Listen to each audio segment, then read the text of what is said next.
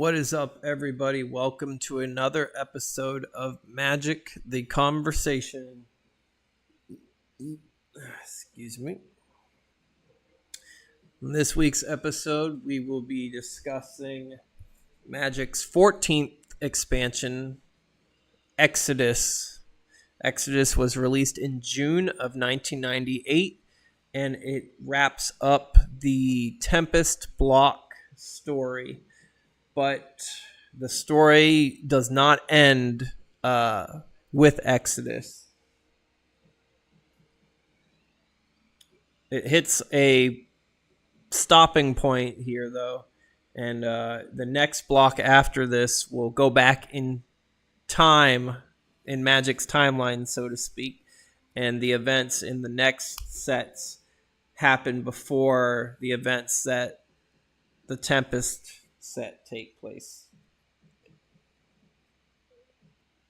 The set symbol for Exodus is this bridge. It signifies Gerard and the crew of the Weatherlight escaping Volrath's stronghold as well as the artificial plane of Wrath. They successfully saved Captain Sisay and Takara from Volrath's stronghold. Gerard thought he had killed Volrath, but it ended up just being a shape-shifting clone of Volrath. So he is currently MIA. The ship is now fleeing Wrath, and they have to exit through a portal that the wizard Ertai needs to keep open for them in order to escape the hellish plane and return to Dominaria. So the cards that we will see in the Exodus set pretty much will demonstrate pieces of the story, and we'll get to those momentarily. Exodus does have a bit of trivia with it. It is the first set that Magic decided to show the rarities of the cards without having to look them up in a magazine or via internet, based on the expansion symbol. Commons were just a solid black, while uncommons were silver, and rares had a gold set symbol, starting in Exodus and moving forward. This has not changed at all, even in today's standards. However, Magic did add another rarity much later in the future, known as Mythics, and they have like an orange color. But in these videos, we will not see any Mythic rares for quite some time.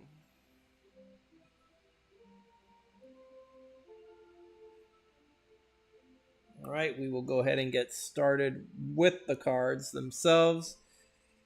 And we have Aether Tide.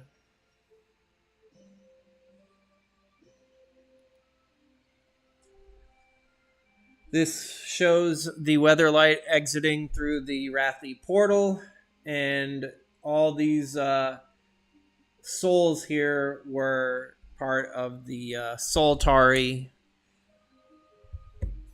beings that got trapped in between the Wrathy overlay. I explained that back in Tempest, when the plane of Wrath pretty much invaded itself into the world.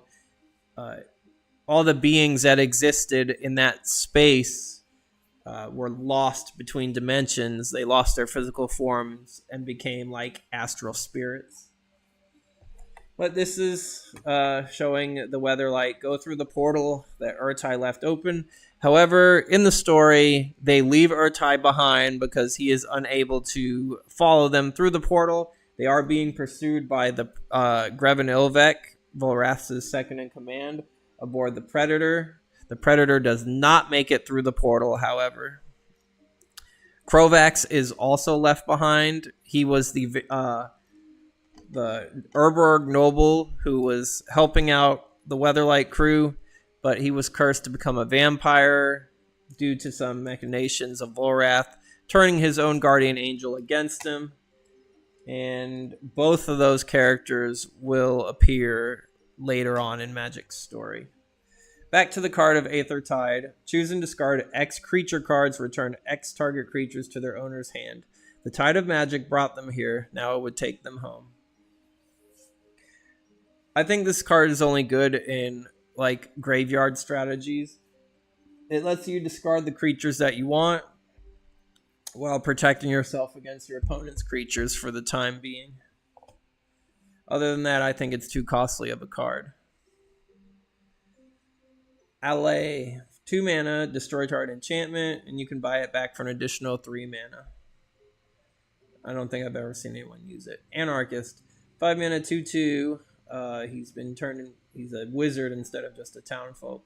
When Anarchist comes into play, you may return target sorcery card from your graveyard to your hand. I'll take that, and you won't need it when the revolution comes. It is expensive, but red has a lot of strong sorceries. Back in the day, a popular sorcery was Lava Axe, 5 mana, 5 damage to target player. People would run 4 copies of that, and then they would run Anarchist to bring back the copies of Lava Axe just to keep hitting the opponent. Nowadays, it is an outdated strategy because 5 mana is expensive to keep having those spells going. Angelic Blessing, 3 mana. Target creature gets +3/+3 in flying until end of turn.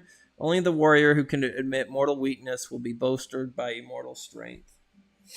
It's not an instant, sadly, so I think that really weakens the card. But in a game where both of you don't have any creatures with flying and you just need to get some extra damage through, Angelic Blessing would get that job done.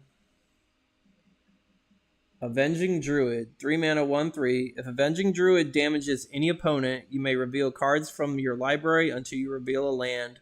Put that land into play and put all the other revealed cards into your graveyard. A good way to ramp for land, but the Druid doesn't really have any kind of other combat abilities. So I think more often than not, you're not going to be able to hit your opponent unless you build your deck around the Druid, ensuring that the opponent doesn't have creatures to block, or if you have enchantments and equipment to make your Druid unblockable. Even then, you just ramp yourself each turn with a land, but you're also throwing other cards into your graveyard, so that could be a good strategy with Dredge. Bequeathal. I don't think I've ever seen this card. If enchanted creature is put into any graveyard, draw 2 cards. On my death, I give you this treasure, the knowledge that life is hard, yet too soon past. Doll Funeral Rite. I guess whoever died, this person ended up inheriting their horse. Carnophage. 1 mana, 2/2 zombie. Really aggressive. Seeing Carnophage on turn 1, the opponent is going to be in for an uphill battle from the start. Because 1 mana 2/2s are really good. However, Carnophage does have a bit of a drawback. During her upkeep, pay 1 life or you must tap the Carnophage. Eating is all it knows. So while you're hitting your opponent for 2 a turn, as long as there's nothing to block it, Carnophage does drain 1 life from its caster. So that is one drawback of using Carnophage. But it is a pretty good, decent, I believe to this day, a very aggressive zombie. I know there are other 2/2 zombies for 1 black. I believe, I can't remember the exact name of the zombie, but it enters the battlefield tapped. That's its drawback, but it doesn't hurt you at all like the Carnophage does. At least you can use Carnophage as a blocker if you have to, the first turn that you play it.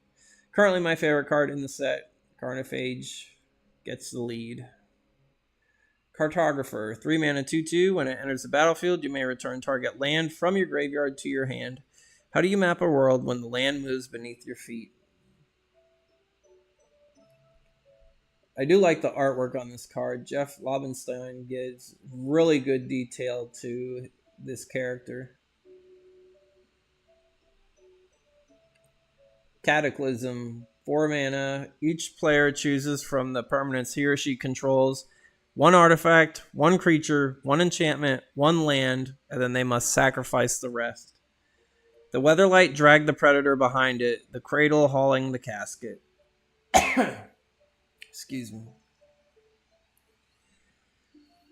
So the Predator is Commander Grevinovek's flagship of destruction. It is like the polar opposite to the Weatherlight, the flying skyship. Once again, the Predator is chasing the Weatherlight as the Weatherlight's trying to escape Wrath. In doing so, the Predator rams the Weatherlight and gets tangled in its cables. Eventually, the Weatherlight is able to go through the Wrathy portal, as we've seen in the Aether. I already forgot the name of that card. First card we just reviewed this set. My short-term memory isn't so good anymore. The portal does close behind the Weatherlight, and the Predator ends up crashing against the rock canyon, but it doesn't destroy the Predator. The Predator is a very strong ship. Cat Burglar, 4 mana, 2/2, pay 3. Target player chooses and discards a card. You can only use this ability during your turn. The Illichor no longer roam the open plains, but they are still hunters. I had this card for a while.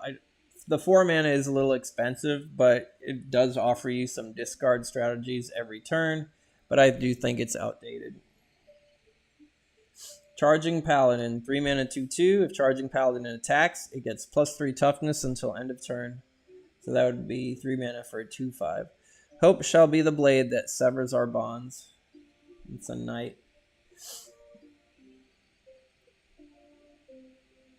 Cindercrawler, 2... Is it a salamander? Yeah, it's still a salamander. It has the fire breathing ability, but you can only use the ability if it becomes blocked, making it a lot weaker. The opponent's almost always going to want to just take the 1 damage instead.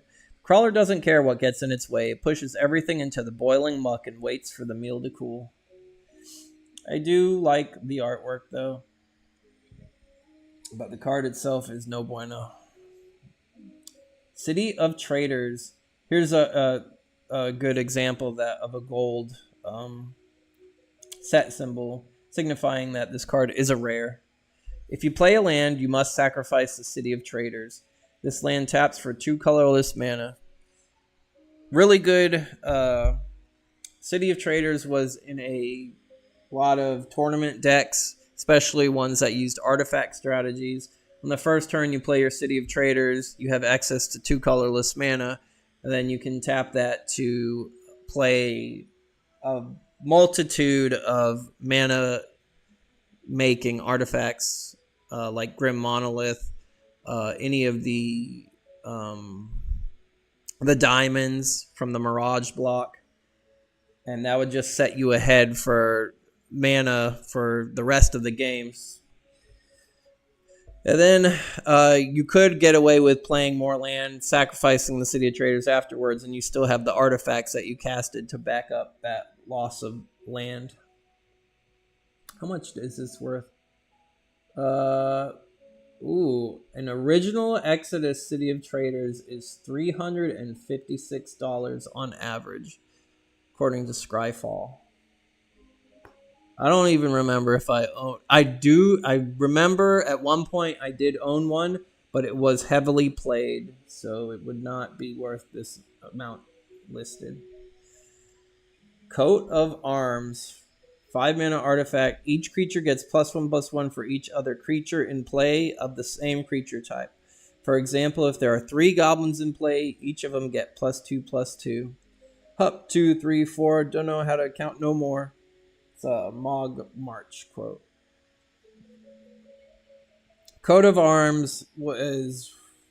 I'm going to choose this card over Carnophage.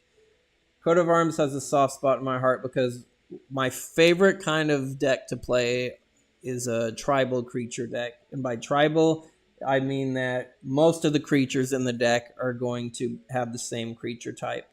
Goblins, elves, slivers. Slivers are my favorite tribe. Coat of Arms just makes decks like that much more destructive.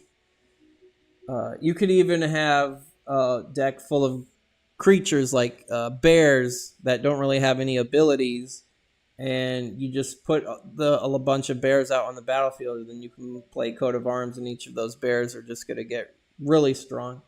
There are two downsides to this strategy, though. Coat of Arms costs 5 mana, so it's not gonna save you if you're struggling early on. If the opponent wipes the battlefield with Wrath of God, then once you cast a new creature, you're not going to get any immediate bonus from Coat of Arms. So to get the most out of Coat of Arms, you kind of have to overcommit on the battlefield. But it is a gamble using that strategy. I wanted, when I learned of Coat of Arms' existence, because my friends told me, oh, you play these tribal decks a lot, you should get the card Coat of Arms. So I wanted the card so much, and one of my friends from school had 2 copies of it in high school. I ended up making a deal with my friend because for some reason he just liked what my mom had me packed for lunch. And yes, I even had my lunch packed for me when I was in high school, my freshman year. Not ashamed to admit that. But regardless, my friend was interested in always what my mom had packed. So I had made a deal with him that I would give him part of my lunch for an X amount of weeks. And he gave me the 2 Coat of Arms for that deal. I still have those Coat of Arms to this day. I'm never going to get rid of the card. How much is it worth? I don't think it's too much. Original Tempest or Exodus is 22. It's pretty good. It's not 350, but it's better than like 5 cents. Never seen this card. Convalescence. I can't even pronounce that. I can in my head. I can't in my tongue. Convalescence. Convalescence. There. I think I said it right that time. During her upkeep, if you have 10 or less life, gain 1 life. Selena had hurt Mary terribly, but injuries of the flesh could be treated. The wounds she had torn in Krovax's soul would never close.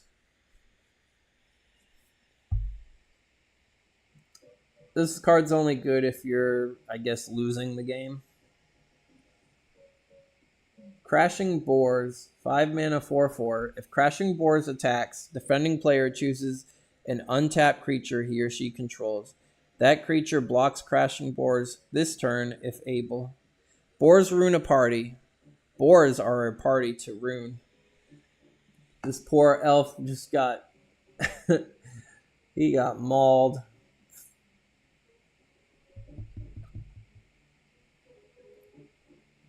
Culling of the Weak. Or no, it's just Culling the Weak. Sacrifice a creature, add 4 black mana to your mana pool. So it's like a Stronger Dark Ritual, but you have to sacrifice a creature in order to get that additional black mana. The blood of the weak shall be the ink with which we scribe great Yawgmoth's glorious name. Stronghold Architect. The journal. Double check something. Let's switch that and go back. Go back. Thank you. Cunning. 2 mana. Enchanted creature gets +3/+3. If a enchanted creature attacks or blocks, sacrifice Cunning at the end of turn. Dry walkers die. We feed on sweet flesh. Rootwater Saga. So this is a Rootwater merfolk plotting to ambush these elves that are going... I assume they're collecting water for resources. I don't know. But it's a temporary boost to your creature, and once it attacks or blocks, then you lose that.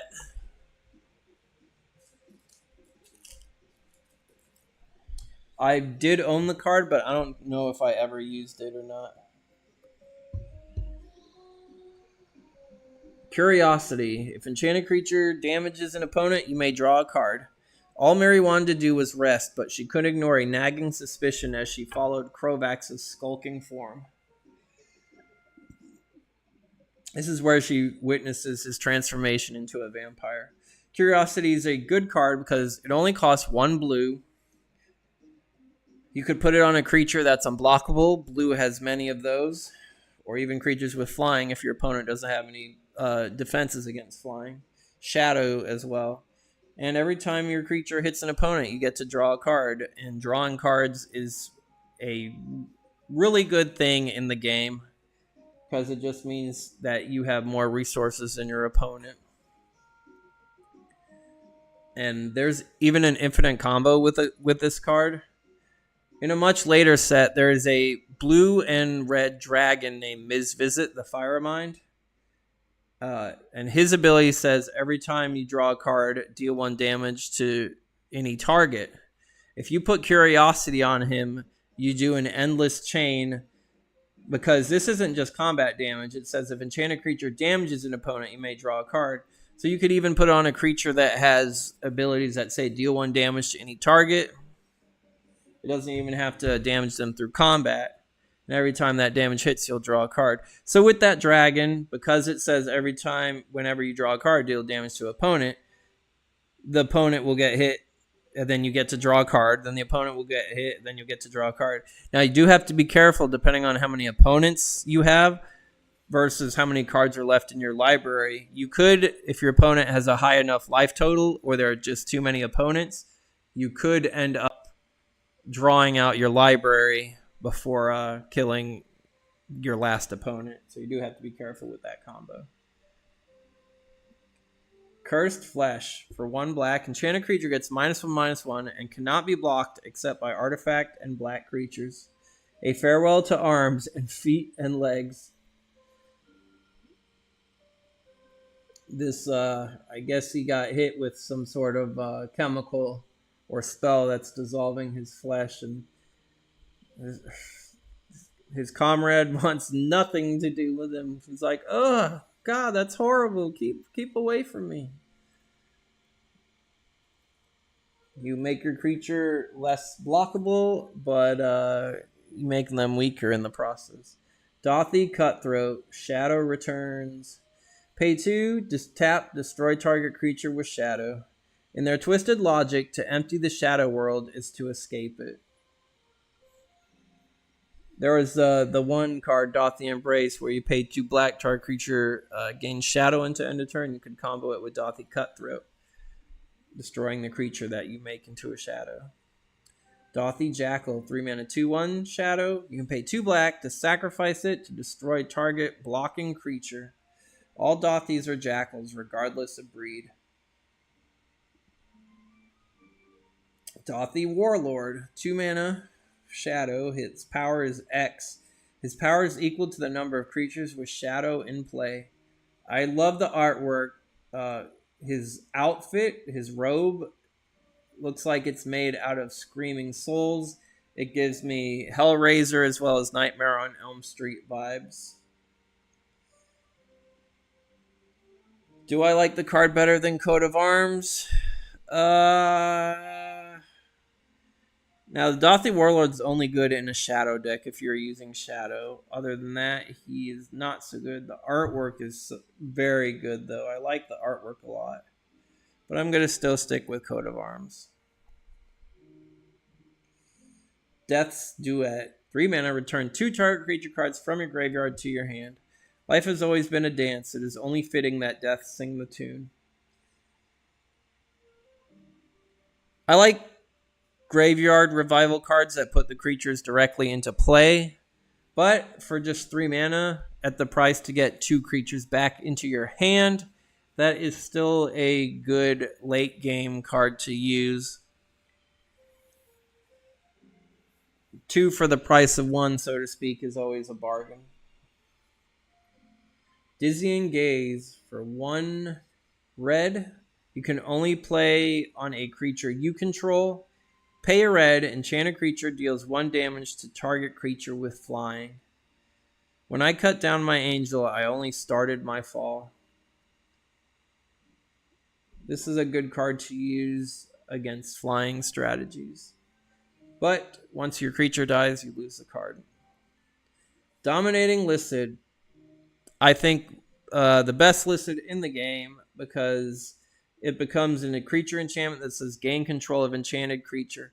So you can steal your opponent's creature, and then at any time you could end the effect and turn the listed back into a creature just to steal another creature to your opponent. Also, I don't know if this is intentional or if this was an accident, but in the artwork here, you can kind of see a face, like glasses, a nose, long hair. I don't know if it's meant to be John Lennon. I don't know if it's meant to be Howard Stern. My friends have kind of like spoke about this or pointed this out to me in the past. Just a little Easter egg in the artwork. Elven Palisade, 1 green enchantment. Anytime you can sacrifice a forest, target attacking creature gets power -3 until end of turn. Lorath is not the only one who can shape this world to serve him. Aladamri, the Lord of Leaves. It is a bit costly, but it in the late game, or if you have ways to get your land back, which there are a variety of, it'd be a good defensive card against aggressive, unblockable creatures too. Elvish Berserker for 1 green. For each creature that blocks it, Elvish Berserker gets +1/+1 until end of turn. So if just one creature blocks him, he'll become a 2/2 for 1 green. Their fury scatters enemies like a pile of dry leaves. Entropic Spectre. He almost looks like the character in Shovel Knight. I think it was Scythe Knight or Death Knight. Flying. Entropic Spectre has power toughness equal to the number of cards in target opponent's hand. If Entropic Spectre damages any player, that player chooses and discards the card. Now, this card is kind of like an oxymoron. It does two things in the opposite direction. Its power toughness is equal to the number of cards in target opponent's hand. So if your opponent has a lot of cards in hand, let's say they have a full 7, then you get 5 mana for a 7/7 flying, which is awesome. However, every time it damages a player, that player chooses and discards a card. So if it hits the opponent, they have to discard a card, which will make your Spectre weaker in the long run. Also, your opponent could always play all the cards in their hand, making the Spectre a 0/0, then it dies, unless you have ways to keep them from dying, or other power boosts, at least giving the Spectre at least 1 toughness. Like Coat of Arms in a Spectre deck. Emephron, 6 mana, 4/4 illusion with flying. You can discard a card at any time to return it to its owner's hand. From nothing came Teeth. If your opponent tries to target it with a kill spell or uses a board wipe like Wrath of God, you can discard a card from your hand, safely returning the Emephron back to your hand to cast later on. Equilibrium, 3 mana. Whenever you successfully cast a creature spell, you may pay 1 colorless extra to return target creature to its owner's hand. In Wrath, there are only so many souls to go around. Really good card in mid-range aggressive decks. You end up returning your opponent's threats while adding to your own. In the artwork, these creatures are called Beebles. They're like a cross between a goblin and a gerbil. I think they're just used for experiments. Erratic Portal. This is the portal that the Weatherlight crew uses to escape Wrath with. It costs 4 to cast, and then once it's out on the field, you pay 1 and tap it. Return target creature to its owner's hand unless its controller pays 1. In Baron's name, cried Lina as Hannah's sword passed through her. Urtai sends words that the portal is open, but not for long.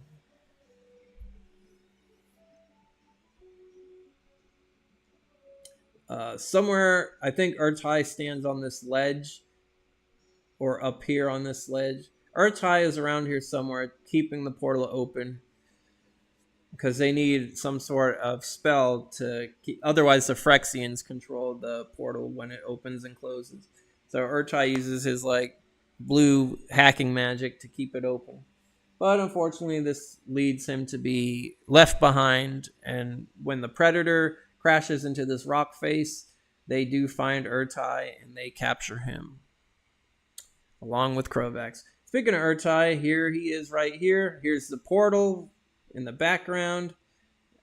He is a 3-mana 1/1 wizard. You can pay 4 and tap him to counter any spell.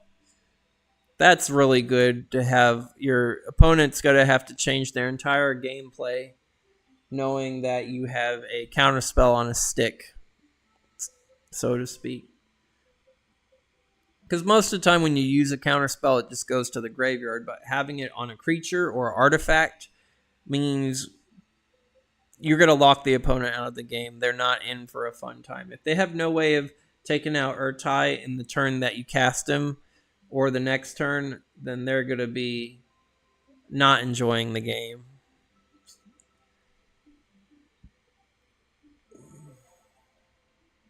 Exalted Dragon, 6 mana, 5/5 flying.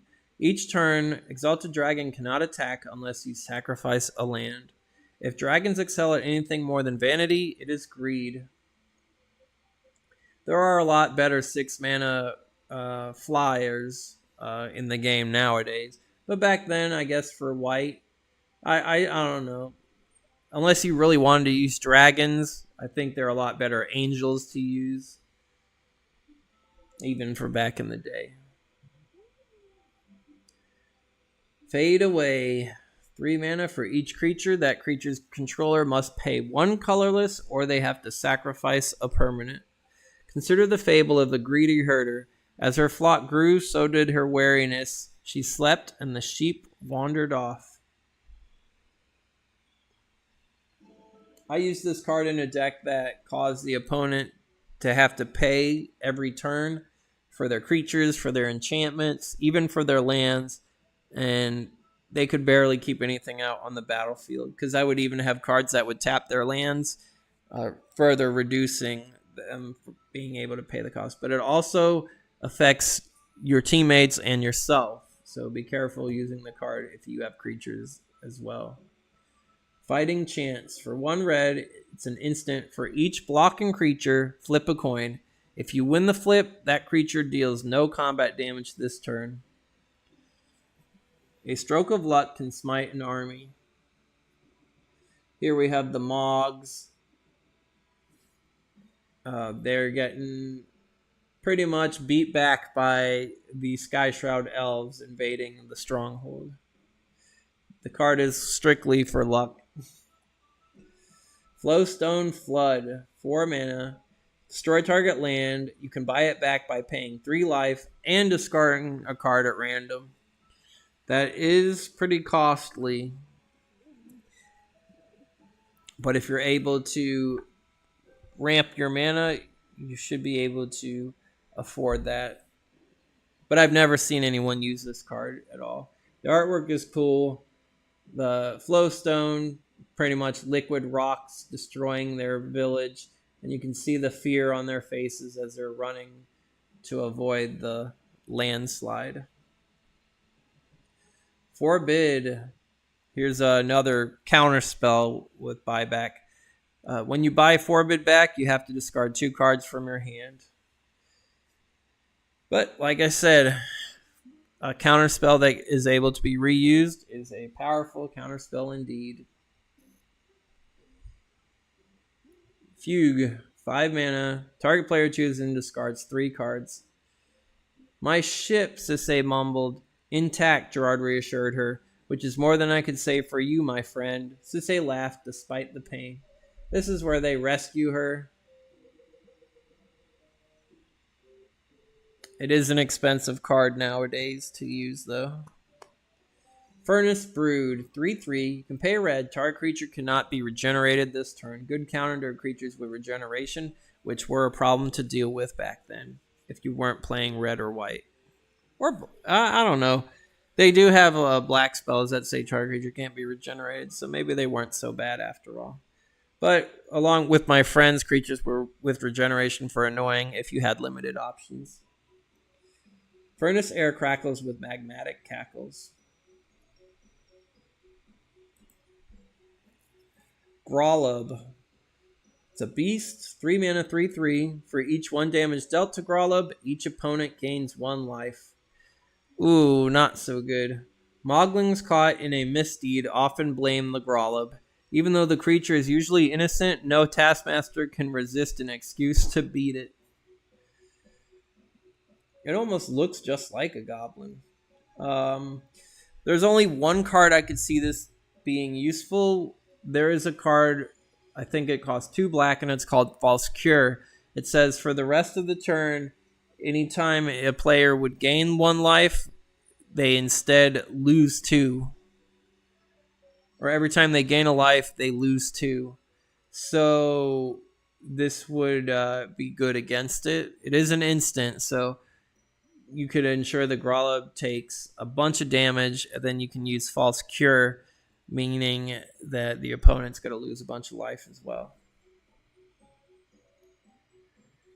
Hatred. This is Commander Grevinovec, a close-up, a look at his face, and how pissed he is. He hates Gerard. He hates his master Volrath. He is just full of hatred.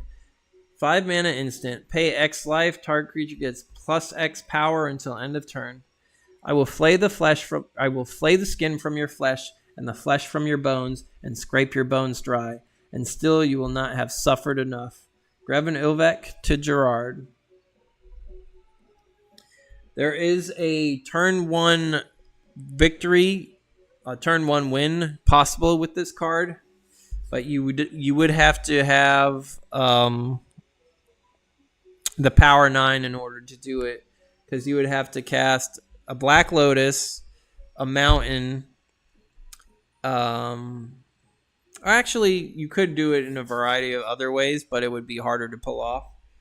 But long story short, you have access with, you can use Dark Ritual, but you do need some sort of Mox in order to cast the Raging Goblin. Raging Goblin is a 1/1 goblin that can attack as soon as it enters the battlefield. Then you cast Hatred on the Raging Goblin with the mana that you ramped, either with Dark Ritual or the Black Lotus, or both. And then you cast Hatred on the Raging Goblin. You pay 19 life, giving your Raging Goblin plus 19 power. And the Raging Goblin hits your opponent for 20 damage before they even put any cards out on the field. I've never seen it happen. I just know it is possible. And Hatred's almost a $40 card. I did not know that. I do own 1 copy.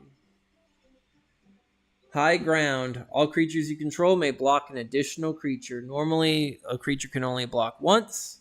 But here, just like Obi-Wan Kenobi, we have the High Ground. In war, as in society, position is everything. Isn't that the truth? Good card. Jackalope Horde. 4 mana, 4/5. That's pretty good. If you play any spell, though, you have to return the Jackalope Herd to your hand. There's little more demeaning than getting your butt kicked by a bunch of bunnies. If you're using instants and the opponent tries to kill the Jackalope Herd, you can cast an instant and return the Jackalope Herd to your hand. Keeper of the Beasts. The keepers are a cycle in this set, meaning there's 1 of each color, and they all do have a similar theme to it. For the Keeper of the Beast, you pay a green and tap it. You get a 2/2 Beast token. You can only use this ability if target opponent controls more creatures than you. And this would be the recurring theme for the other keepers, as we'll find out. Keeper of the Dead. Destroy target non-black creature. You can only use this ability if that creature's controller has 2 less creature cards in their graveyard than you have.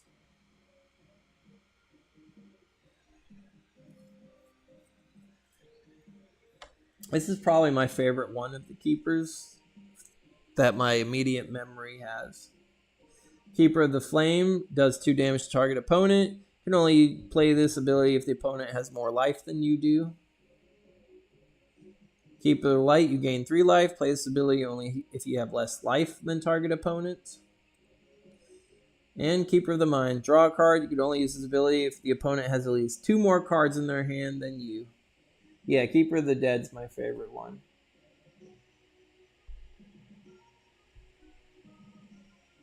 Killer Whale, 5 mana, 3/5. Can pay a blue to give it flying until end of turn. Hunger is like the sea, deep, endless, and unforgiving. At least your opponent doesn't need an island for it to be able to attack.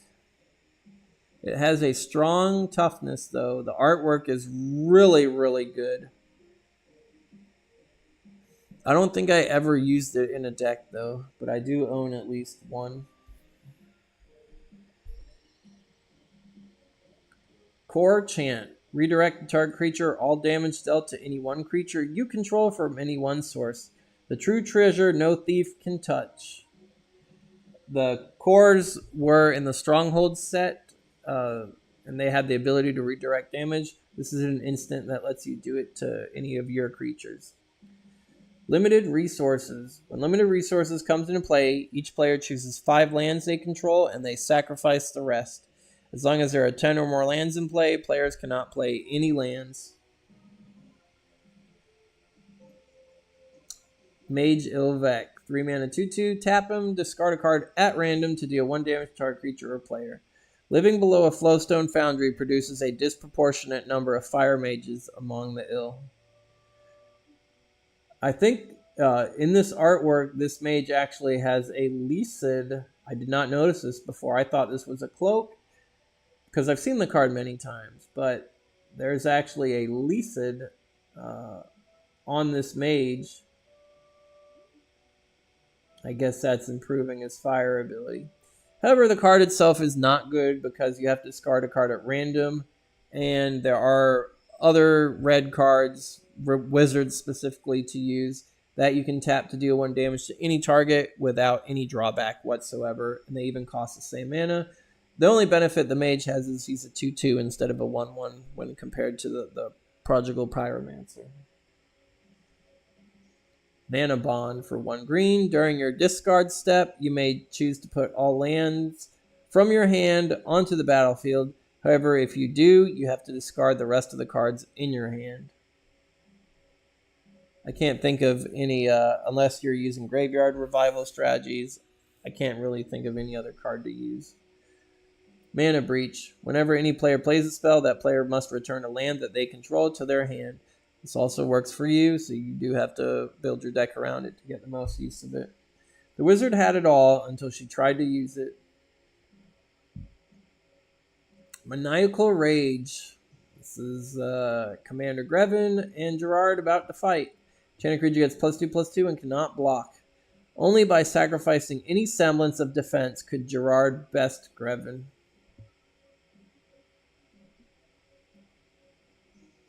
Grevin survives, though. Grevin does not die in the Exodus spot. Medicine Bag.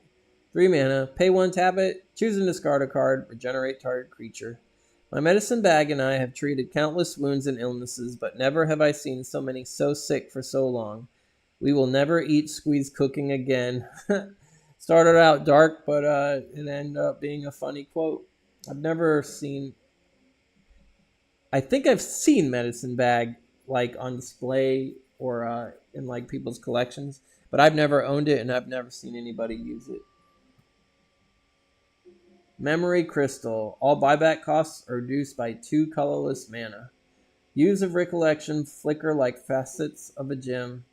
This card is really good with Capsize, the return target permanent to its owner's hand instant with buyback. And a lot of other spells that have strong, big buyback cost. Merfolk Looter. 1/1. Tap them to draw a card and discard a card. Merfolk Looter will be reprinted many times in Magic's future. In the depths of Rootwater, salvage and sewage differ only in texture. So here, this elf, I guess, drowned. I don't know if the looter killed her or not. But she drowned, and he is taking all the treasures that she had on her. Mindless Automaton. Comes into play with 2 +1/+1 counters. Pay 1, discard a card to put a +1/+1 counter on it. You can remove 2 +1/+1 counters from it at any time to draw a card. If you have ways to put +1/+1 counters on this card, then you have a good card draw engine. But by itself, it's nothing too amazing. If you end up drawing land that you don't need anymore, then you could make him larger. And then if he or it, if it's about to die, you can remove all the counters on it to draw as many cards as for every 2 counters that was on it. The artwork is funny because it's like it reminds me of like the giant robots from the sci-fi movies in the 50s or 40s even. And you also have a goblin's head got scissored off and is just flying through the air.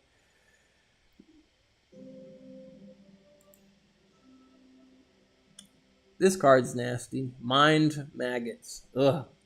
My ears just itch looking at this card. Good job, Ron Spencer, my favorite MTG artist. When Mind Maggots come into play, choose and discard any number of creature cards. For each card discarded this way, put 2 +1/+1 counters on Mind Maggots. So if you even discard 1 creature card, you get a 4/4 for 4 mana, which is decent. Mind Over Matter. This is Urza, artwork of Urza himself. He is the one who tasked Gerard and his crew to go through the portal and rescue Captain... Well, Gerard, it's actually Gerard's idea to go rescue Captain Sisay, but it's up to him. He pretty much created Gerard's whole destiny and is the mind behind the whole process. We will deep dive more into Urza's past in the following set after Exodus. The next block is the Urza Saga block, followed by his Legacy and Destiny make up the other 2 in the block. And we'll learn more about Urza and why he's doing what he's doing, as well as his enemy Yawgmoth and the Phyrexians. Back to the card. Choose and discard a card. You can tap or untap any artifact, creature, or land at will. Lina turned to the figure beside her. They're gone. What now? As ever, said Urza, we wait.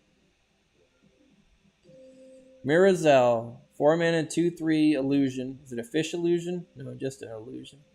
If Mirazel is the target of any spell or ability, return it to its owner's hand. The Mirazels are the only stars in Wrath's opaque skies. So 2/3 flying for 4. It's kind of slow. If the opponent tries to target it with a spell, it's going to return to its owner's hand, so it won't die to spells of that target. However, if you target it with a spell to try to like put an enchantment on it or give it a giant growth or something like that, it will return to your hand as well. So I don't like this card really at all. Even the artwork is okay. I do like the front half, but I don't really like its the other half of its body. I think they should have given it a more like a shark tail, or even just a stingray's tail. I don't like the other appendages on it. It just throws me off. Here, Mary the Cat Warrior finally gets a card. 3 mana for a 2/3 with first strike. Attacking doesn't cause her to tap, so she has Vigilance and Forest Walk. A good card to use against other green decks. Mog Assassin. 3 mana, 2/1. Tap and flip a coin. If you win the flip, you get to destroy any creature an opponent controls. If you lose the flip, you have to destroy a creature that your opponent controls. This Mog's laughing because he blew up somebody. He is equipped. He's got bow and arrow. This looks like a bazooka or a missile launcher of some sort. Maybe a mortar cannon. Plenty of bomb-looking bombs. A pistol. I didn't even know they had guns. He is definitely a strapped goblin. Monstrous Hound. 4 mana, 4/4. You cannot attack unless you control more lands than defending player, which is pretty easy to do in red, because with red having the destroy target land cards. He cannot block unless you control more lands than the attacking player. And he's got the flavor text of stay. Nausea. 2 mana.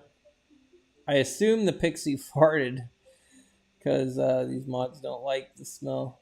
Any mod will tell you there's nothing more nauseating than the smell of cute. All creatures get -1/-1 end of turn for just 2 mana. Good to stop little 1/1 tokens or little goblin strategies and elves and insects. Necrologia. 5 mana. Play Necrologia only during your discard step. Pay X life to draw X cards. My enemy's death yields threefold benefit: removal, reuse, and research. I guess Krovax is scanning this dead person's mind. Never seen the card used. Null Brooch. Discard your hand, counter target non-creature spell. Play its ability as an interrupt. Give away everything so others have nothing. Brooch Inscription. It is a costly card to use, but in a pinch, it might serve you well. If the opponent tries to, say, destroy the battlefield, you can discard your hand to counter that spell. And if you have no cards in your hand, then the card's even better, because then you can just pay 2 and tap it. And you're able to counter a spell. The artwork reminds me of Sebulba from Star Wars Episode 1. This is probably like Sebulba's grandmother. Oath of Druids. During each player's upkeep, if that player controls less creatures than target opponent, that player may reveal cards from the top of their library until they reveal a creature card. That player puts that creature onto the battlefield and all other cards revealed this way into his or her graveyard. This is a very powerful card. There's definitely a way you just build your whole deck. You build a bunch of big creatures. You play Oath of Druids. You don't play any creatures yourself. You just wait for your opponent to keep casting creatures. And then if you can survive another turn, you're able to look at cards from the top of your deck until you get one of your large creatures, putting it on the battlefield, and you get to keep doing this as long as you have less creatures than your opponent. Pretty sure the card's very valuable too. I lied or was mistaken. It's only 13. I do think that the Oaths are another cycle in this. Yep, Oath of Ghouls. I've never seen this card, but I knew they were part of a cycle. During each player's upkeep, if there are more creature cards in that player's graveyard than in target opponent's graveyard, that player may return a creature from his or her graveyard to his or her hand. Not as powerful as Oath of Druids. I wish it would bring it back into play from the graveyard. Oath of Lieges. During each player's upkeep, if that player controls less lands than target opponent, they may search your library for a basic land and put it onto the battlefield. Much better than the black one. This is Latimeri of the Skyshroud Elves, and this is one of the cores. These are the Vex, and I forgot what the other race. There was the Envex. Oh, the Ilvec, I think, and the cores. They all reunited under Latimeri's banner. Oath of Mages. During each player's upkeep, if that player has less life than target opponent, he or she may have Oath of Mages deal 1 damage to that opponent. And Oath of Scholars. During each player's upkeep, if that player has less cards in their hand than target opponent, that player may discard his or her hand and draw 3 cards. Oh, it's a lot different than the other oaths as far as you have to discard your hand in order to, and you only draw 3 cards. You just don't draw a card. That's what I was expecting. Ogre Shaman, 5 mana, 3/3, pay 2, discard a card at random. Ogre Shaman deals 2 damage to target creature or player. Ogre Shamans must be bright enough to learn their invocations and dim enough to use them. Again, another discard at random. Not worth it in my opinion. Onslaught for 1 red. Whenever you successfully cast a creature spell, tap target creature. The last thing to go through the Mog's mind was its teeth. Tarngarth is leaping from the trees, and he is, with his new, improved Phyrexian body, is going to annihilate this poor goblin. Even though Tarngarth's body got mutated with Phyrexian technology, I know I said his Phyrexian body, but he's not actually a Phyrexian. He is still 100% organic and under his own control. He does not serve Yawgmoth. He still serves Gerard and the Weatherlight's crew. He is just he's just physically scarred and physically stronger. Paladin and Vek. 3 mana 2/2 first strike, protection from black and red. Our belief shall be the lance that pierces Volrath's heart. Really good card against black and red. Black and red almost has no chance to kill this card. Red doesn't really have any chance at all to kill it whatsoever. Black can still kill it with all creatures, destroy all creatures, or all creatures get -X until end of turn. I don't think red can kill this creature at all, since all red damage dealt to it is reduced to 0 thanks to the protection from red claws. Pandemonium. This is the war where all the elves and the humans and the Mogs are fighting outside of Volrath's stronghold, or inside the stronghold.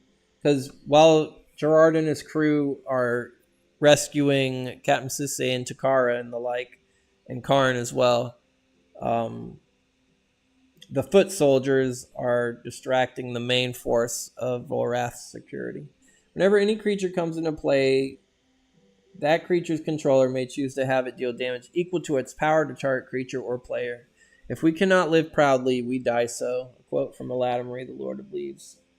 And you can see on the card all kinds of bloodshed being happening. This Mog has this guy by the face, about to stab him in the throat. This elf's sword is just caked with blood. This Mog's got a cut across his forehead. This elf is about to stab, or has stabbed this Mog in the chest. This guy's got cut around his eye because he's got blood dripping from it. This bald dude just got stabbed through the throat. You can see his death gurgle. Oh, man. Gotta love the Tempest block. Paroxysm. During the upkeep of Enchanted Creature's controller, reveal the top card of that player's library to all players. If that card is a land, destroy Enchanted Creature. Otherwise, Enchanted Creature gets +3/+3 until end of turn. Another weird enchantment. I've never seen the card. Peace of Mind. It's enchantment. You pay a white, discard a card, gain 3 life. 3 are the paths of the soul. 1 out, roam across the plane. 1 back, dwell with the tribe intent. 1 in, turn an enemy's hate. Whatever that means, because I don't know. Pegasus Stampede. Put a 1/1 Pegasus token onto the battlefield. Treat this as a 1/1 white creature with flying, and you can sacrifice a land to buy it back. It only costs 2 mana to do. Really good. Penance. Choose a card from your hand and put that card on top of your library. Prevent all damage from a black or a red source. So it's like a little bit more expensive circle protection, black and red. But if you don't have any cards in your hand, you can't use this card. And if your opponent's not playing black or red, it's useless. Pit Spawn. 7 mana, 6/4 with first strike. During your upkeep, you must pay 2 black, or you have sacrificed the Pit Spawn. If Pit Spawn damages any creature, remove that creature from the game. Since Pit Spawn has first strike, nothing's going to be able to damage it in combat unless it also has first strike. Because the Pit Spawn's going to hit it with first strike, and then because it damaged that creature gets removed from the game and never actually gets to damage Pit Spawn unless it also has first strike itself. Having 4 toughness really undermines the creature's casting cost, but the first strike increases its survivability because this creature, as I said, is almost immune in combat situations. Even if the creature has regeneration, it's going to be removed from the game. Even if it has indestructible, it's going to be removed from the game. However, if it has protection from black, it won't take any damage. Therefore, it will not get removed from the game, and then Pit Spawn will take damage from that creature.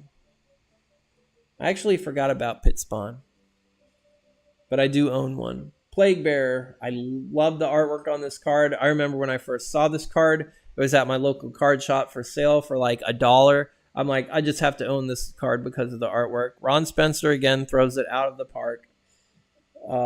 It's got this zombie. It reminds me almost of a. Now, Left 4 Dead did not exist back when the set came out, or even when I saw Plague Bearer for the first time. But in nowadays comparison, this zombie reminds me of like a boomer or a spitter from the Left 4 Dead series. And he just breathed a bunch of rotted air into this victim's face, and it just completely rotted his face off. You could see him throwing his head back in anguish, trying to avoid the death breath, and his eye already like calcified to white. His bottom half of his face is already showing the grimace of a skull. So this guy's dead. And what he does, you pay X twice and 1 black, destroy target non-black creature with total casting cost equal to X. So if the target only has a casting cost of 1, you have to pay 1, 1, and 1 black, so that's 3. Obviously, the higher the casting cost of the creature, the more mana that you're going to need to trigger this. If the creature has 2 mana, then you're going to need 2, 4, 5 mana to use this. If the creature has 0 casting costs, like if it's a creature token like a Saproling, then you just have to pay 1 black and you destroy it. Really good card. Probably one of my favorite zombies in the game. Gosh. It is tough. But I still have to choose Coat of Arms. And I think Coat of Arms is going to win my favorite card of the set. Plated Rootwalla. 5 mana, 3/3. Pay 3. Plated Rootwalla gets +3/+3 into end of turn. Plays this ability only once each turn. And the third little boar built his house out of Rootwalla plates. Skyshroud Children's Story. This is like a Magic's version retelling the 3 Little Pigs. This card isn't good though, because the regular Rootwalla is a 3 mana 2/2, and you pay 2 to give it +2/+2 to end of turn. This guy costs 5, and then you need to pay another 3 to make him a 6/6, and you can only use that once until end of turn. So not so good. Costs just too much. Predatory Hunger, another enchant creature for 1 green. Whenever the opponent successfully casts a creature spell, put a +1/+1 counter on enchanted creature. Hunger growls. It never purrs. And we see I think this is like a Flowstone Beast. And he's prowling these Moa I think they're Moa. I use this card in a lot of decks that use +1/+1 counter strategies. Price of Progress. Price of Progress deals 2 damage to each player for each non-basic land he or she controls. Man versus nature is not a fair fight. I think this is pollution from all the building the fort and the portal that's affecting these elves. This is a really powerful card, especially in a group game. In group games, especially Commander, there's going to be a lot of non-basic lands on the field, especially if your players are using a Commander that costs more than 1 color. Price of Progress is going to do a lot of damage depending on the decks that everybody's playing. And it also hits you too, so you do have to watch out for that. Pygmy Troll. 2 mana, 1/1. For each creature that blocks it, Pygmy Troll gets +1/+1 until end of turn. And he also can regenerate for a green. Who you calling Shorty? We have a picture of a Rootwater Merfolk. Because this water is red, I assume this Merfolk is dead, and I assume the Pygmy Troll clubbed it to death. I don't see any blood on the Troll's cudgel, but I think that's what the artist went for. Because why else would they include just a dead Merfolk in the artwork? Excuse me. Rabid Wolverines. 5 mana 4/4 for each creature that blocks it. Rabid Wolverines gets +1/+1 to end the turn. So if it becomes blocked, 5 mana 5/5 is pretty decent. Is there any other kind of a Wolverine other than a rabid one? The artwork's really good. Here's Raging Goblin. I forgot that they were in the same set, Raging Goblin and Hatred. Volrath has bred them to fear only him. Are they charging into battle or merely fleeing his wrath? Cool artwork. The Mog Goblins were probably one of my favorite goblin species just because they are more scarier looking. Goblins, back in the day of Magic, as we saw in the alpha sets and beyond, were more cartoonish, more fairy tale-like, so to speak. The Mog species of goblin make them more barbaric, fierce, dangerous, bloodthirsty. Because they've been re-engineered, so to speak, to be bigger and stronger. They're just not smarter. They're like the main grunts of Volrath's stronghold. Ravenous Baboons. 4 mana 2/2. When they enter the battlefield, destroy target non-basic land. If only I think they should cost 3 instead of 4. Build something and the baboons will tear it down. Leave the pieces lying and they will scatter them. If only it costs 3, I could say it's a good card. Reaping the Rewards. For 1 white, gain 2 life, and you could buy it back by sacrificing a land.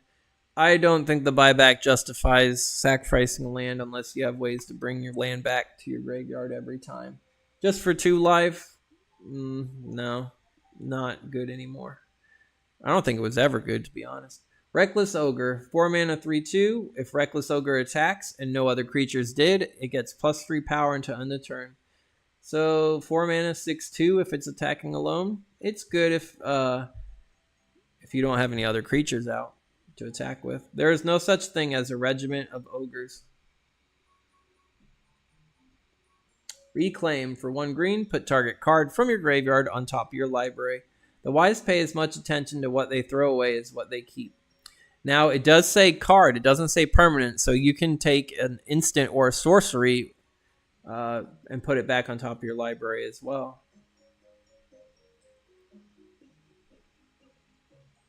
Reconnaissance.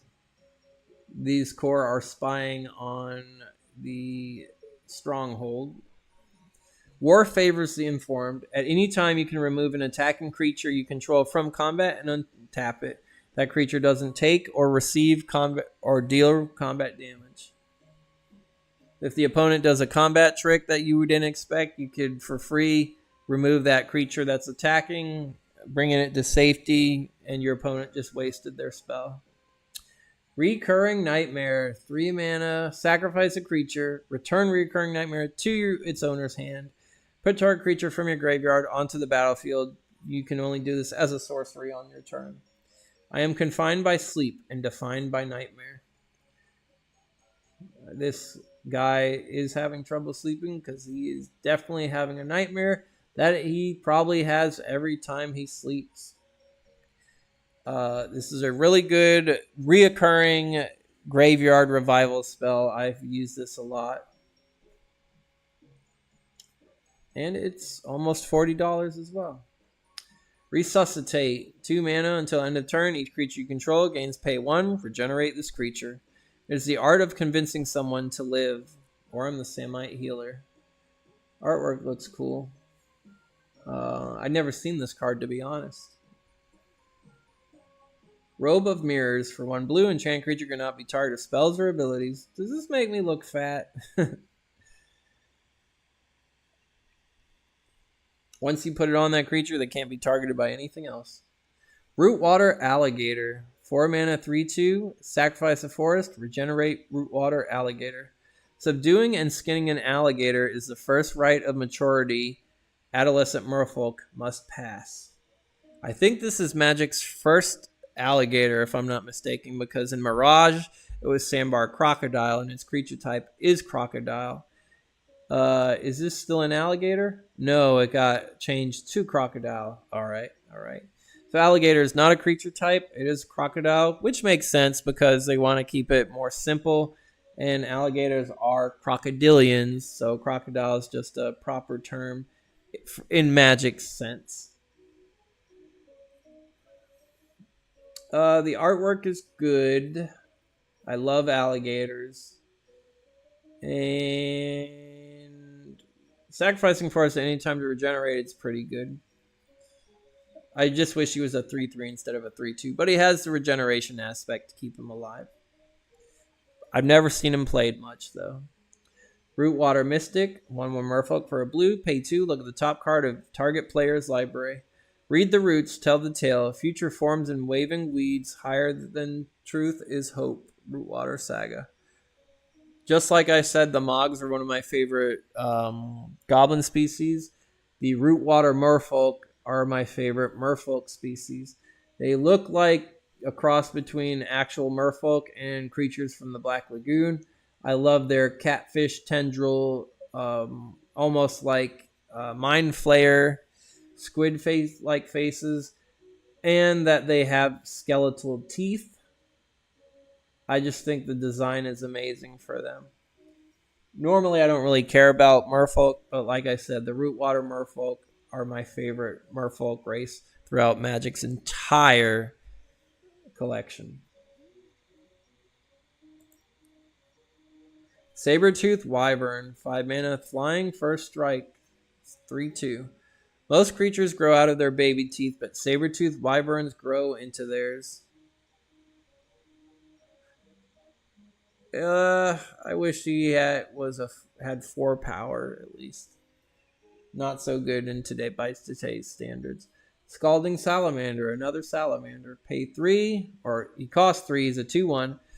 Scalding Salamander deals 1 damage to each creature without flying defending player controls.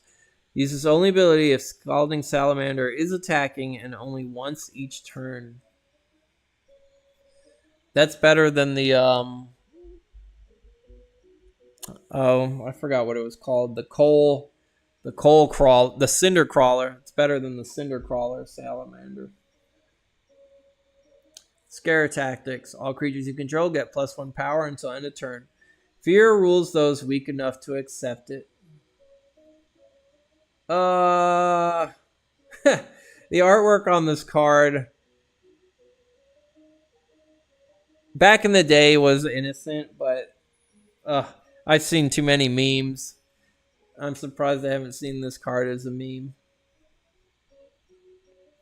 School of Piranha. During your upkeep, pay 2 or sacrifice School of Piranha. Some schools aren't worth getting into. Really cool card. I like the concept.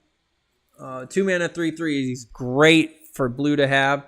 And the fact that they're a fish and they don't require an island to attack your opponent is so great. You do have to constantly pay their casting cost to keep them alive, though. But most, in my experience, because I did use School of Piranha heavily, I tried to make it an aggressive blue deck, and it worked half of the time. And most of the time, my School of Piranha would die in combat, so I would only have to pay their cost maybe once. And once I draw something better to cast, then I could just sacrifice the Piranha and not use them anymore. Scrivener. When Scrivener enters the battlefield, return an instant or interrupt from your graveyard to your hand. This is the polar opposite of the Anarchist. History is a potent weapon. From Karn the Silver Golem. Seismic Assault. 3 red. Choose and discard a land. Deal 2 damage to target creature or player.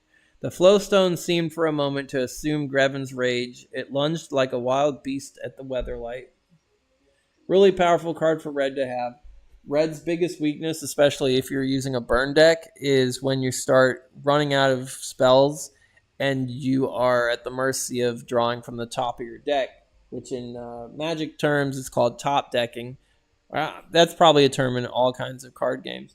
Anyway, if red top decks a land, it's just a big blow to them because they already have the least number of defenses. Red's best defense is a good offense. So if you end up drawing land, you're kind of dead in the water, so to speak. But Seismic Assault ensures that you're still able to launch damage at your opponent or their creatures if you draw a land. Good card for red to have for any burn deck. Shackles. Chain creature doesn't untap during its control's untap step, and at any time you can pay a white and return Shackles to its owner's hand. Shackles of gold are still Shackles. Shattering Pulse. Destroy target artifact, and it has a buyback of 3. Pretty good. Shieldmate. 1/1. Sacrifice them to give target creature +4 toughness until end of turn. They bear weightier burdens than the shields they carry. This guy bears a pretty cool mustache. The card itself sucks, though. I've never seen anyone use it, and I wouldn't even want to own it. Sky Shaper. Sacrifice Sky Shaper. All creatures you control gain flying until end of turn. It'll get us to the portal, but I can't guarantee what it'll do to the ship. Hannah, the Weatherlight Navigator. I think Karn found this from Volrath's Stronghold, and they actually use this to make the ship, the Weatherlight, fly faster, enabling it to escape the Predator and everything that also attacked the Weatherlight during its escape. Sky Shroud Elite. It's a 1/1. If the opponent controls a non-basic land, he gets +1/+2, which would make him a 2/3 for 1 green, which is really good. Civilization is a conspiracy to disguise the mutilation of nature. I agree 100%. I should join the Sky Shroud Elves. Sky Shroud War Beast. This looks weird. It looks like a dinosaur with praying mantis hands. Sky Shroud War Beast power and toughness is equal to the number of non-basic lands target opponent controls. Okay, he got reworded. As Sky Shroud War Beast enters the battlefield, choose an opponent. Sky Shroud War Beast power and toughness are each equal to the number of non-basic lands the chosen player controls. Slaughter. So once Krovax turned into a... So Miri had followed Krovax. We saw that on the Curiosity card. And when Krovax walked it out of the Weatherlight into the swamps, Miri followed him, and then that's when he descended into full madness and turned into a vampire and had a almost death match against Miri. Krovax actually was trying to kill Miri, but they were able to fight him off. Destroy target non-black creature. That creature cannot be regenerated this turn. You can buy the spell back by paying 4 life. So pretty good. Solitary Visionary. 3 mana 2/2 Shadow. When he damages any player, destroy target enchantment that player controls. Really good because most of the time he will hit the opponent. Song of Serenity. Creatures with any enchantments on them cannot attack or block. Heartwood brings peace in great symphonies where dryads conduct the trees through every note. This is a good card if your deck is enchantment heavy. You can put on your opponent's creatures, locking them out of combat for as long as you have that enchantment out. Sonic Burst. I forgot about this card. Discard a card at random to deal 4 damage to any target. Music Scythes the Savage Beast. This changes Music Souls the Savage Beast into Scythes. You can see on the artwork that this mage just literally got cut in half with Sonic Boom. Is Guile down here? Sonic Boom. Very gruesome card because you can see he literally got cut in half and blood's just splaying everywhere. Soul Warden. Really good card, especially to this day. 1/1 for 1 white. Whenever any creature comes into play, gain 1 life. Count carefully the souls and see that none are lost. It might not seem like much, but I've seen a lot of games where Soul Warden has gained their controllers a ton of life. And there's more versions of Soul Warden that got reprinted under different names. So there's actually a deck out there called Soul Sisters that uses 4 copies of Soul Warden, 4 copies of the other card that does the same thing that Soul Warden does, but got renamed. And they just gain a bunch of life. And there's a lot of cards now that whenever you gain life, you get bonuses to it, like drawing cards. Your creatures get stronger. So if you're using a life gain deck, you definitely need Soul Warden. It helps out a lot. The artwork is very beautiful. Randy Gallegos drew her beautifully. Spellbook doesn't cost anything, and when it's out, you can skip your discard step. Everything the wise woman learned, she wrote in a book, and when the pages were black with ink, she took white ink and began again. Spell Shock. Whenever a player casts a spell, Spell Shock deals 2 damage to him or her. A snap of fingers, a snap of teeth. You would definitely have to make sure that you have more life than your opponent when you cast Spell Shock and that you're already winning the game. Because then, as your opponent tries to play spells to defend themselves, they're just making themselves closer to doom. Sphere of Resistance. All spells cost an additional 1 colorless to pay. A sphere pushes equally in all directions. We have a Sliver, a Phyrexian, some Mogs, and some of the skeletons from the Death Pits of Wrath on here. This slows down the game a lot. 1 additional mana may not be much to think at first, but there's a lot of times, especially in the early stages of the game, turns 3 through 5, that players tap all their lands to cast their spells. And Sphere of Resistance could definitely make the difference. Spike Cannibal. This spike is eating another spike. I don't know. I assume it killed it. You could see that it's got the body in its mandibles. When it comes into play with a +1/+1 counter, so 3 mana, 1/1. That's But however, when it comes into play, you also move all +1/+1 counters from all creatures onto the Spike Cannibal. Now it says all creatures, so this even steals your opponent's +1/+1 counters. So if they're using +1/+1 counter strategies, this is a great card to use against them. I've never used it myself, but I do own at least one. Spike Hatcher. This is the largest spike in the game. Costs 7. It enters the battlefield with 6 +1/+1 counters. It has the typical spike ability where you remove a counter from it to put a counter on target creature. And it also has an ability where you remove a counter from it to regenerate itself. And you can see it's pulling, it's carrying the eggs in its body. And when the eggs hatch, it pulls them out. They might even not even be eggs. They might just grow out of their mother here. Then the mother uses her mandibles to pull them out of her body. And she has her little brood here. I miss the spikes. I wish they would make new ones. Spike Rogue. When Spike Rogue comes into play, put 2 +1/+1 counters on it. It has a typical spike ability. It also has remove a +1/+1 counter from any creature you control. Put a +1/+1 counter on itself.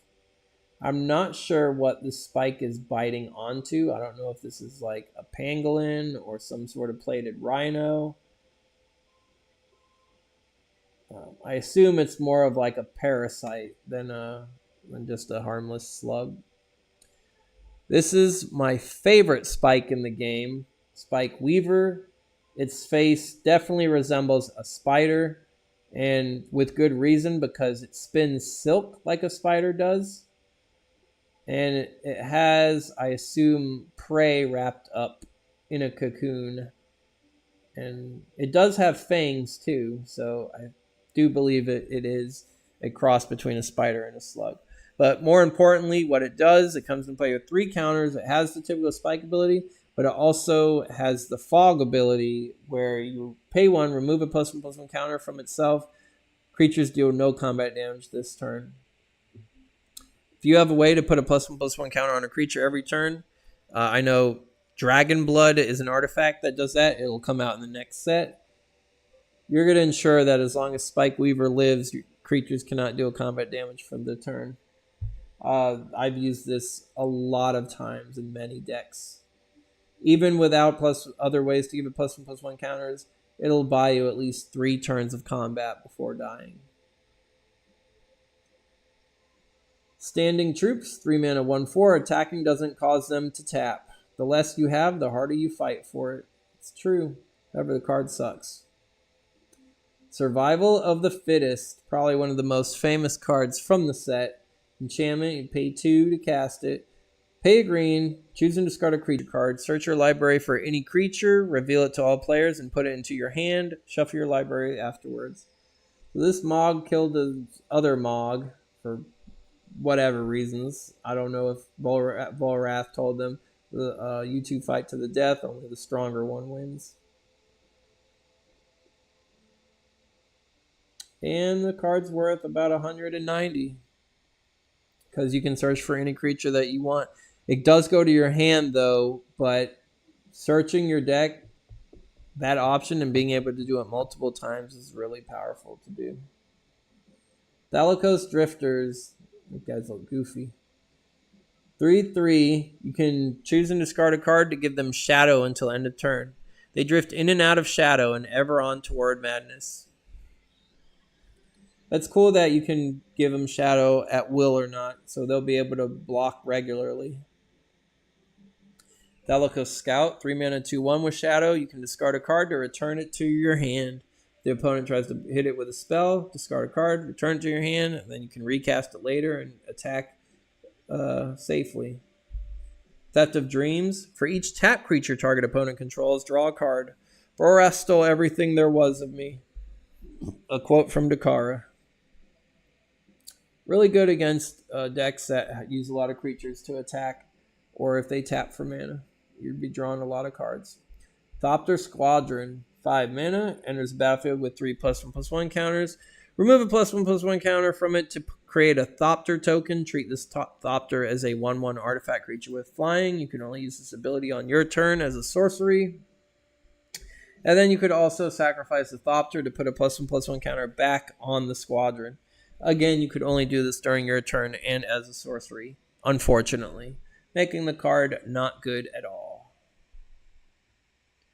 Thrall Surgeon, 2 mana, 1/1. You can sacrifice it to look at target player's hand and choose one of those cards. That player must discard that card.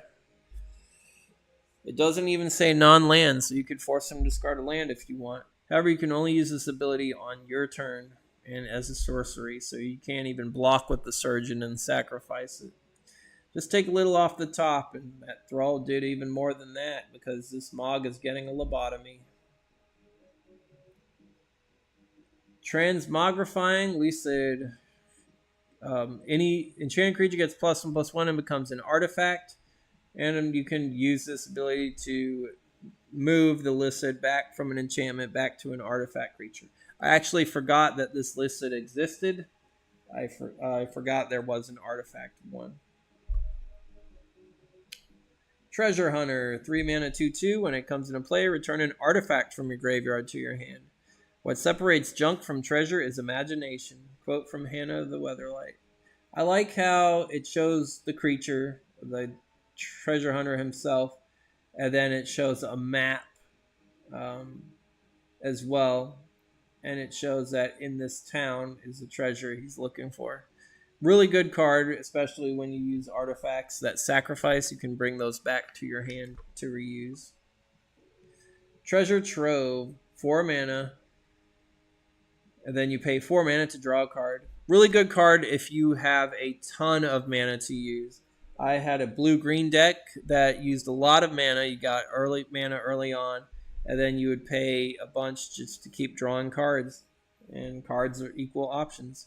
Karn and Hannah stood over the recovered legacy artifacts like loving parents over sleeping children.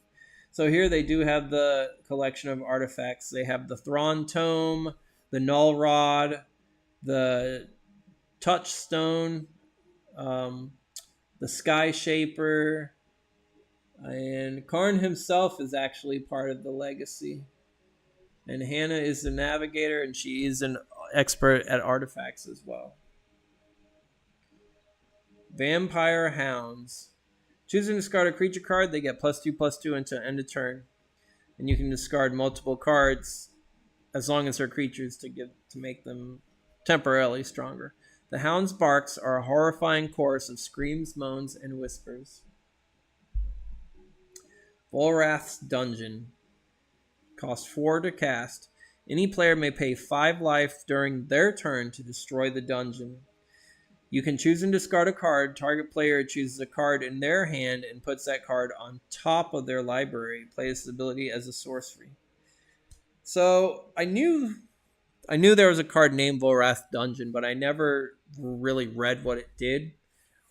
I've never seen anybody use the card, but I think I've just seen it in like artwork and just going through people's collections. It's a really good card.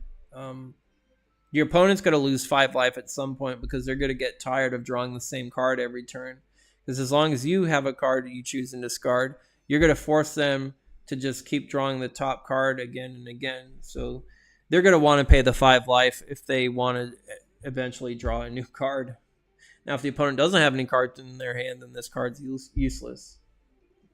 Wall of Nets, 3 mana, 0/7.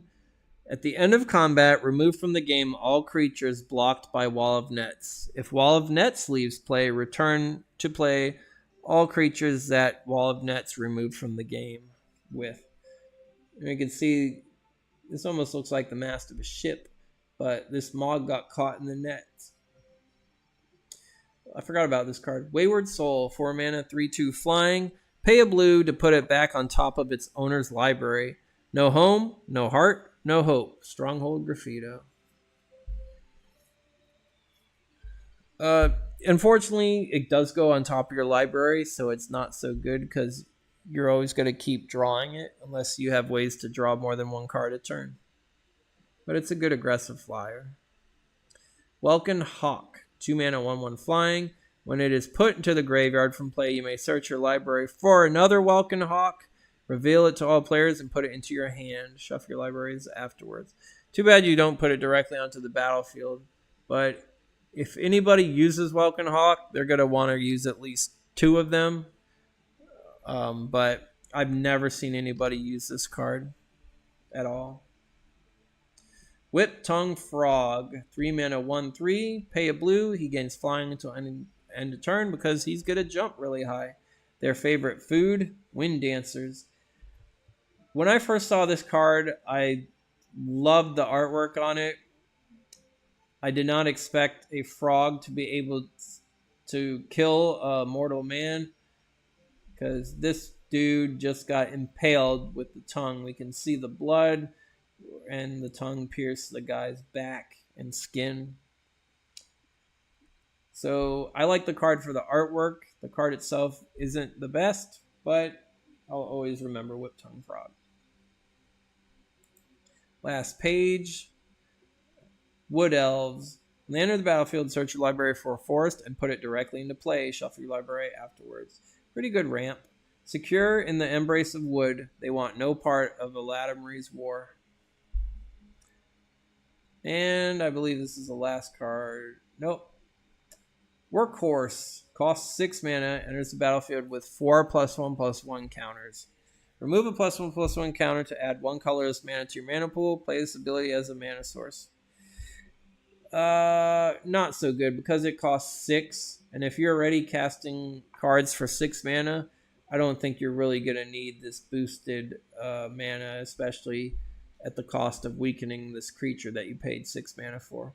I also don't like in the artwork that he has mana stones of each color, black, blue, green, red, and white, but he only adds colorless mana when you use his ability. I think that was an oversight on the design team's part. Zealotsendal, 4 mana, 2/4. During your upkeep, if all your non-land permanents you control are white, gain 1 life. Great chains shall free our warriors. So you have to play a deck that just has nothing but white cards in it in order to get the 1 life a turn bonus. 4 mana, 2/4 is a little on the slow end. And that does wrap up the Exodus stream. Let's go back to Coat of Arms.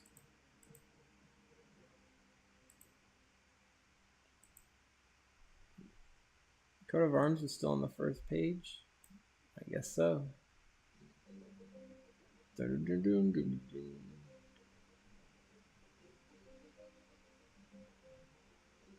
There we go. Coat of Arms wins favorite card of the set. Most of the time I choose a creature to be the favorite card just because I love the creatures in Magic overall. So if I was going by creatures, I think Plague Bearer would get the W. Carnophage is a close one. Spike Weaver as well. But Coat of Arms, I just have more memories attached to. And it's been in the most of my decks that I've used. So the Exodus set, Gerard and his crew flee the Plane of Wrath. And they do end up on the other side of the portal. But where that is will not be revealed until over a year later. Because the next set we're going to go through, we're going back in time and we're going to learn exactly what Urza has been doing this entire time. In addition to ensuring that Gerard's destiny be fulfilled, he was doing several other things that have a big importance on the world of Magic as a whole. And this is, keep in mind, Urza was around before the Ice Age and his battle with his brother Mishra. The brothers' war ended up causing the Ice Age. But Urza's immortal. And he cannot die through age. So this is all happens after the Ice Age. And we find out what Urza has been doing since the Great Thaw and since Dominaria has reestablished itself. But Dominaria is not safe at all because the Phyrexians have been invading this entire time. And we will also get into more detail of that. So what were your favorite cards in the Exodus set? Did you play when Exodus came out? What strategies did you see or you feel like sharing? Let me know in the comment section below. And I will see you guys next week as we dive into Urza's saga. As always, take care, and I'll see you on the other side.